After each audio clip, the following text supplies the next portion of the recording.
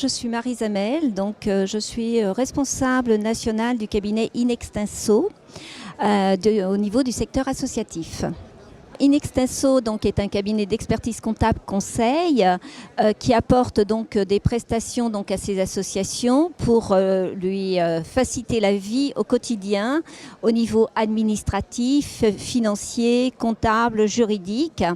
Et donc le secteur associatif représente pour nous 8% donc, du chiffre d'affaires global du cabinet Inextinso au niveau national.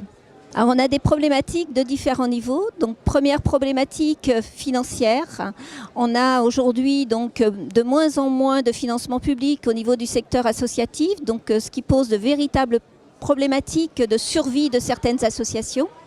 On a des problématiques d'hommes, donc on a du mal à avoir des administrateurs au sein des associations, ça devient de plus en plus compliqué. Et puis derrière, on a également des problématiques de responsabilité.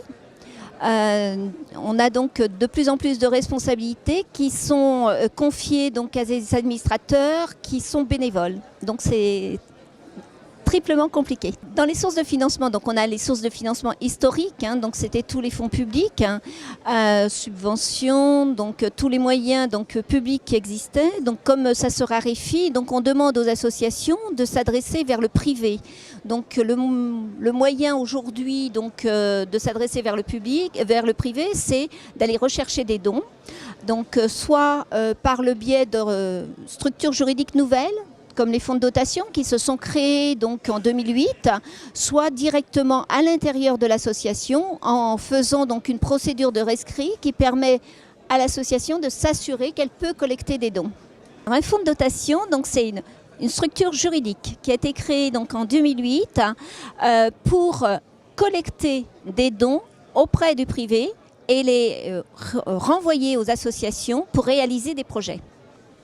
Leur objet, c'est vraiment de collecter des dons auprès des privés, du secteur privé. Tandis qu'une association, son objet, c'est de réaliser un projet.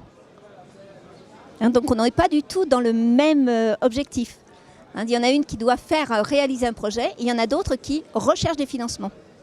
La fusion, aujourd'hui, se développe dans le secteur associatif. Alors, se développe pourquoi ? Donc, quelles sont les motivations à la fusion ? On peut avoir 3 types de motivations. Des motivations qui sont liées à la structure, d'autres qui sont liées aux hommes et d'autres qui sont liées au projet. Donc, motivation liée à la structure, j'ai une structure qui est trop petite. Donc, j'ai besoin de me rapprocher d'une autre structure pour réaliser mon projet correctement. J'ai des problèmes financiers. Ma structure a des problèmes financiers, donc j'essaye de me rapprocher d'une autre structure de façon à faire des économies d'échelle. J'ai des problèmes d'activité. Je souhaite développer mon activité, mais tout seul, j'y arrive pas. Donc en fusionnant, j'ai plus de chances de réussir à développer de nouveaux projets. Donc ça, c'est lié à la structure. Maintenant, lié aux hommes, ça peut être des problèmes de gouvernance. Je peux avoir donc un problème de président qui démissionne, donc j'ai du mal à retrouver donc un nouveau président. Ça peut être des problèmes liés aux hommes, un départ en retraite d'un dirigeant. Ça peut être aussi une occasion de permettre aux salariés de trouver plus de place au sein de l'association, donc avec des projets d'avenir pour les salariés.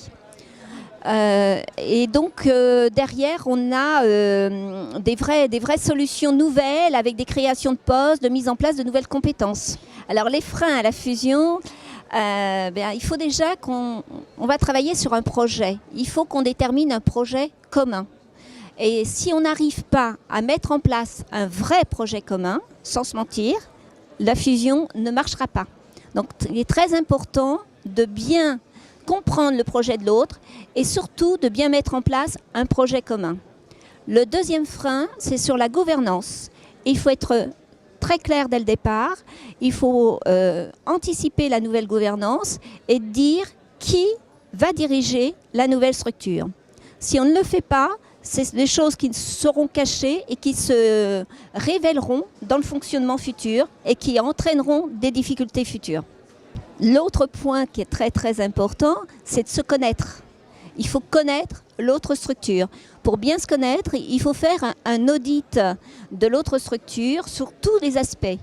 des aspects fiscaux, les aspects financiers, les aspects juridiques, les aspects patrimoniaux, les aspects personnes, donc relations, ressources humaines, de façon à pouvoir anticiper donc, tous les risques qui naîtront suite à la fusion.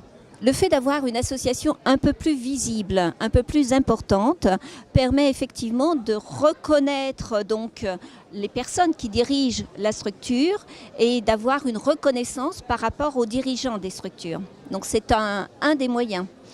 L'autre moyen, c'est aujourd'hui la place de l'association au niveau économique. Dans le secteur associatif, aujourd'hui, a une place importante dans la vie de tous les jours. Les associations, en général, sont les sources de création. Et donc, on passe souvent par du secteur associatif pour créer un nouveau projet. Et c'est là que, bon, on peut donner envie à des bénévoles de se lancer dans un projet parce qu'ils vont réaliser quelque chose qui n'existe pas ailleurs et qui correspond à un vrai projet, à un vrai besoin qui n'est pas comblé aujourd'hui.